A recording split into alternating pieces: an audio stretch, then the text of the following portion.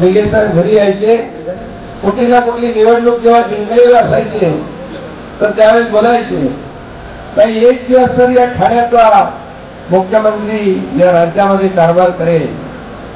आणि त्यांची इच्छा, त्यांचं स्वप्न जे आहे, बाळासाहेबांचं देखील स्वप्न, इच्छा, तुमच्या सगळ्यांच्या सदिच्छा, शुभेच्छा, महाराष्ट्रातल्या तमाम जनतेच्या शुभेच्छा या ठिकाणी कामी आल्या आणि आपण ही लढाई जिंकलो.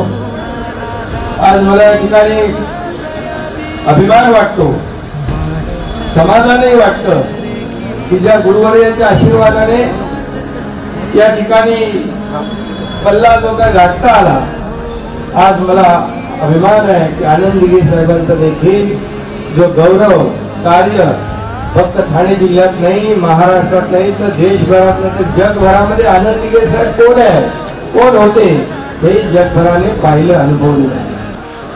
आणि म्हणून याचं मला समाधान आहे. माझा